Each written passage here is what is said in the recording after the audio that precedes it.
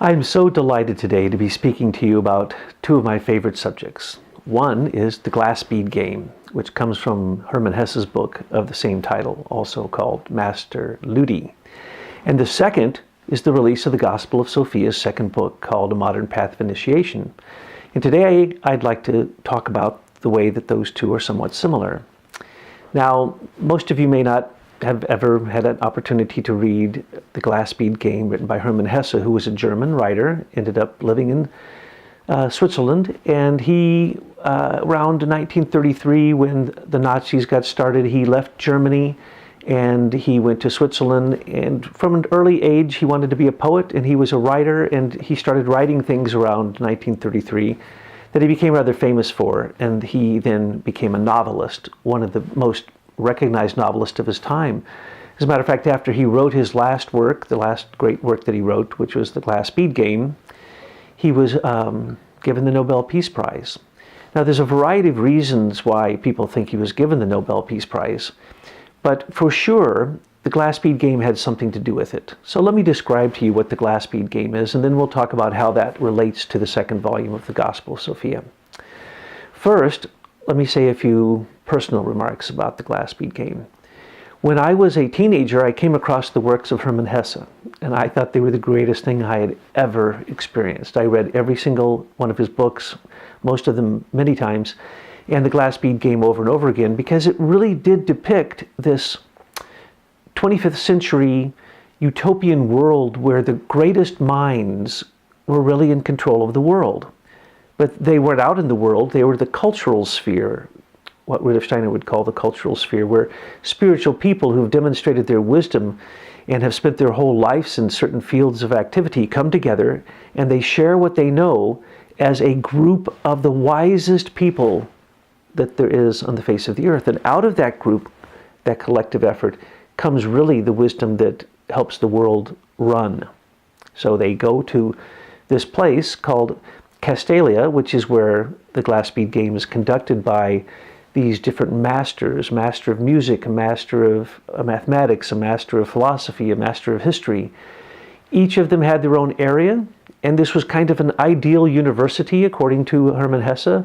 He called it the Universal College. And the person at the top was called the Magister Ludi, which means he is the master of Ludi, the game. So the master of the game, what is this game, this glass bead game? It's something that happened there in Castalia each year, and it was led by the Magister Ludi, who wrote it as if it were a type of a symphony of intellectual wisdom that begins to coalesce and make coherent sense when you put one thing next to the other in a movement like a symphonic presentation led by the Magister Ludi, the master of the glass bead game.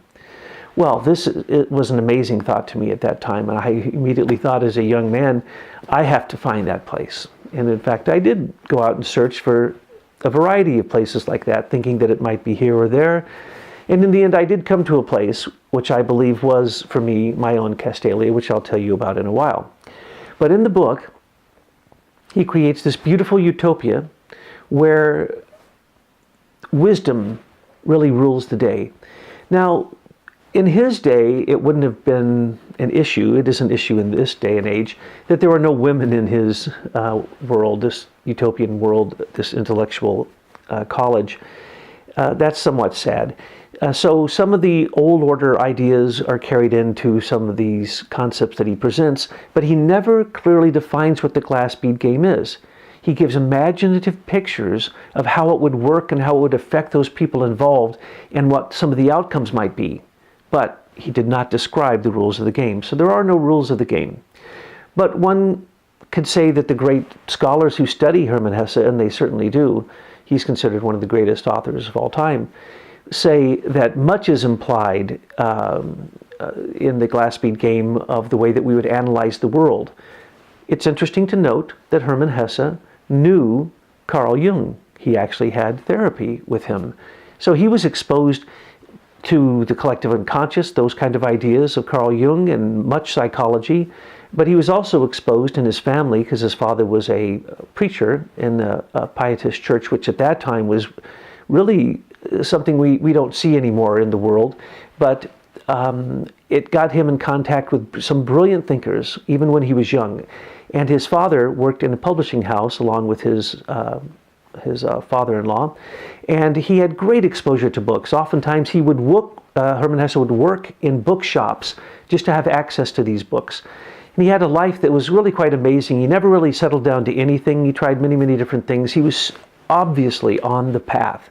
He was seeking. He was a searcher. He was looking for the answers, and particularly the answers of a cosmology, in my opinion, which is what the glass bead game really represents. In all of his studies, he also went to India, and Indonesia, and many other places, Burma, and he brought back some of those ideas in a way long before others in Europe were ready to handle the concepts of reincarnation, the concepts of Buddhism, the concepts of Vedic philosophy. So he was a leader in these ideas. But he also came in contact with some most interesting people of his time who influenced him, I think, in a most profound way. Not only Carl Jung, but he came in contact with Rudolf Steiner. Through Emil Molt, the man that Rudolf Steiner worked with to create the Waldorf schools in Stuttgart, Germany in 1919, Hermann Hesse met Rudolf Steiner, came to a few of his lectures on anthroposophy, studied a few of his books, and basically told Emil Molt that Rudolf Steiner was not his cup of tea. But for the rest of his life, he was very close friends with Emil Molt. They summered together in Emil Molt's summer cottage. They were very, very close, many, many letters back and forth to show that, in fact, Hermann Hesse did certainly know about Rudolf Steiner and anthroposophy. Just about the time that he started to develop some of his deeper spiritual concepts, and certainly long before he wrote Magister Ludi, the glass bead game. So it is my idea, it is my contention, that I believe that he was somewhat influenced by anthroposophy. It is very clear that he was influenced by theosophy because he says so. He said he studied the works of Madame Blavatsky, who was the founder of the Theosophical Society, and he studied deeply theosophy. You can see these ideas in his books. In the book Siddhartha, it's a description of Gautama Buddha's enlightenment. And so there's a great deal of Indian philosophy in that book.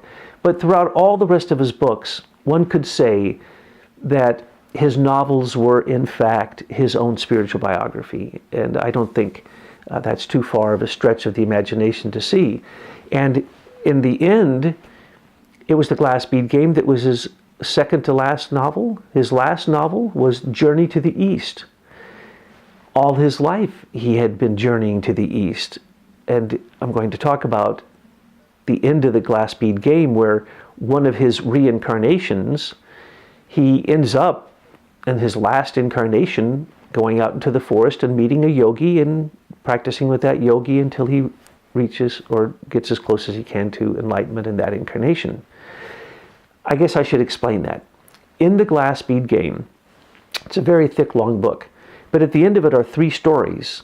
And those stories, according to Hermann Hesse, were his previous incarnations before he was Joseph Netsch, which means knight, of course, you know, a knight on the path or a seeker on the path. Joseph Netsch had 3 incarnations, which are described in the 3 stories at the end of the book. And then he had an incarnation as the glass bead game master, Magister Ludi. Well, this was, of course, shocking in its time. And so he would make references when he would speak to people about these being imaginary stories of what he might think that he might have done if he had had another life. But towards the end of his life, when he was no longer writing, he clearly stated these were what he believed to be his reincarnations. And we'll discuss those in just a minute. But first, let's go back to the glass bead game.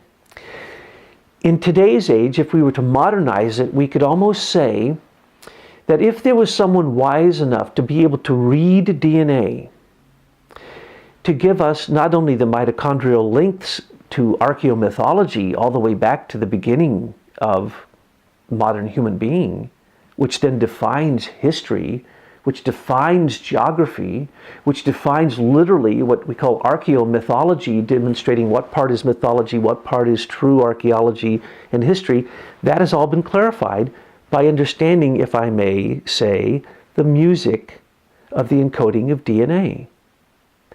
So what we see in the modern age is many of these things coming to pass. For instance, I had said before that the glass bead game is a cosmology.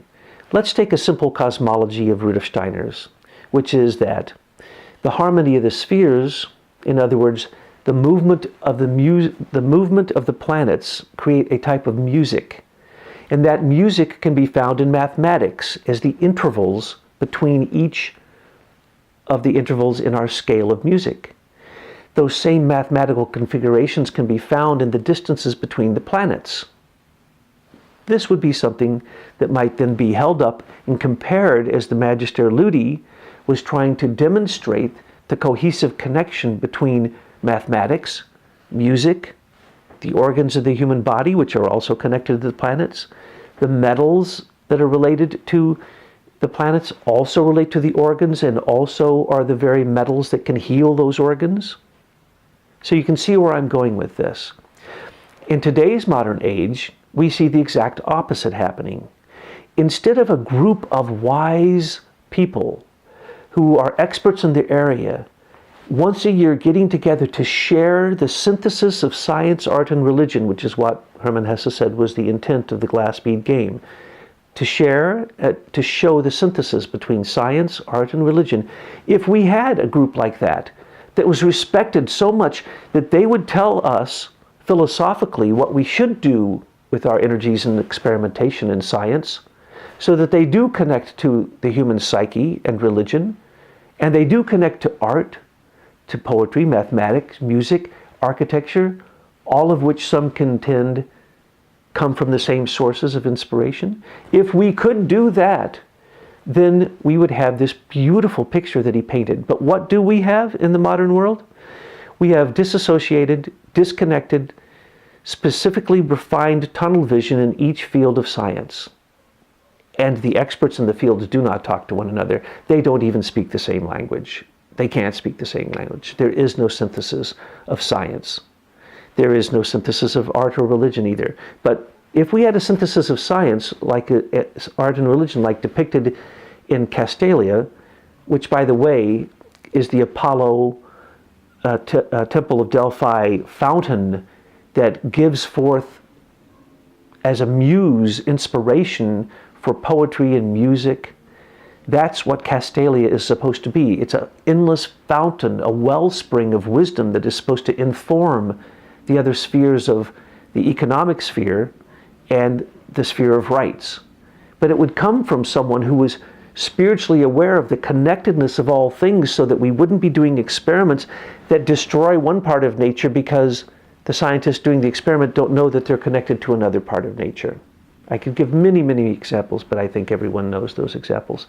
So what do we have now? Instead of Castalia, we have the internet, which is a mechanical version of trying to compile all of the knowledge that there is. Hermann Hesse said the glass bead game was an eternal idea that demonstrated the intelligence found in the entire cosmos. That would be literally a definition of cosmology. Do modern scientists have a cosmology? They do not. Does the internet have a philosophy or any wise people standing behind it? It does not. Does it give you wisdom? No. It gives you knowledge. And that's the point. When you become the master of mathematics, you don't just have knowledge of mathematics, you have the wisdom of mathematics, and you're able to contribute to a cohesive connectedness to what the esotericists call correspondences. If we know that one thing affects the other before we begin our experiments, then we'll be much more successful, won't we? So this is what Hermann Hesse was pointing at. And I believe that it was this personal development that he had that was part of the reason they gave him the Nobel Peace Prize. But he was also a pacifist, though he tried to get into the military. He couldn't because of his many illnesses and physical deficiencies they said he had. He couldn't participate. So he lived in Switzerland, in Basel, strangely enough, right down the street from where Rudolf Steiner ended up living for the last part of his life and building the first Goetheanum. And there he wrote these beautiful novels that affected many people's lives, which are, in every case, in my opinion, another beautiful picture of his advancement on the spiritual path. So when we want to talk about the Gospel of Sophia, the second volume, what we need to remember is it's a path of initiation. It is exactly what Hermann Hesse was trying to do in all of his novels, and certainly what he was trying to describe in the Glass Bead Game. In Volume 1 of the Gospel of Sophia, an entire cosmology is created there through a variety of artistic, scientific, and religious presentations. It was done on purpose that way, I believe. It is a synthesis of science, art, and religion, just as Theosophy, the Theosophy of H.P. Blavatsky, its one intent was to create a synthesis of science, art, and religion. And Hermann Hesse was a theosophist. Rudolf Steiner was a theosophist. They both lived at the same time, and they were both influenced by these things, and they were both incredible progressive thinkers at the avant-garde. They were the avant-garde. They were the cutting edge. So, as we look at the second volume of the Gospel of Sophia, we get to see the development of the three soul characteristics of the sentient soul, intellectual soul, and consciousness soul. I believe, and I could demonstrate, that the three stories, the three incarnations that are described in the Glass Bead Game are actually describing these three levels of soul that Hermann Hesse developed through, which are described quite accurately by Rudolf Steiner in Anthroposophy. So that's one aspect of the psychological impact of the second book, Gospel of Sophia, A Modern Path of Initiation. But more importantly are the very glass beads, the very pieces to the puzzle, like glass beads on an abacus, a Chinese abacus that's used to do mathematics. It is in fact a computer. It is the first computer, as a matter of fact. And that's what we are trying to get across, or at least I see as getting across in Volume 2 of the Gospel of Sophia, is the pieces that you need to know to understand occult physiology for the path of initiation are given in this Volume 2. They're like beads in the Glass Bead Game.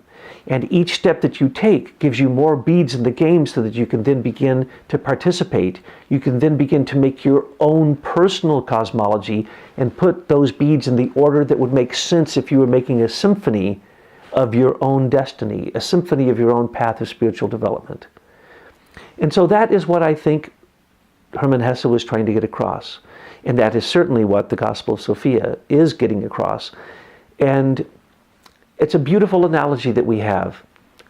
And I do really believe that Rudolf Steiner had a great impact upon Hermann Hesse.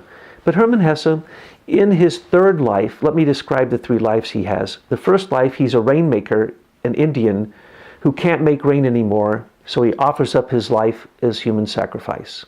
And in the second life, the second reincarnation that is told in the back of the Glass Bead Game, he goes out in search of this great master that he had heard of.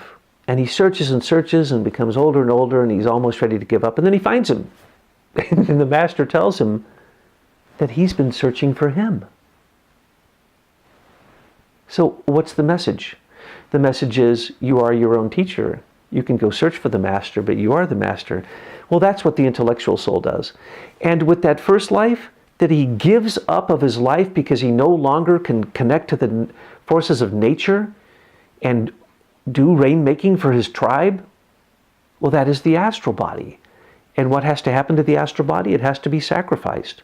And that's what he does in that incarnation. And that's the first step. He sacrifices himself as a rainmaker in the realm of the sentient soul, the first level of development in the soul. In the second one, he finds that it's a mirror. The master he's looking for is himself. That's the intellectual soul. It leads you to thinking, but from there you have to take thinking the next step into spiritual thinking. And then in this third life, he's born a prince, but he is dislodged by his brother and has to go be a cowherd. And then after a while he accepts his fate and he gets married, but then his brother comes in and ruins his marriage. So he kills his brother. And then what does he do? He goes out into the forest. He finds an Indian yogi, and he studies with him to reach enlightenment. Well, you can see that the killing of the lower self is very clear there. That's his brother.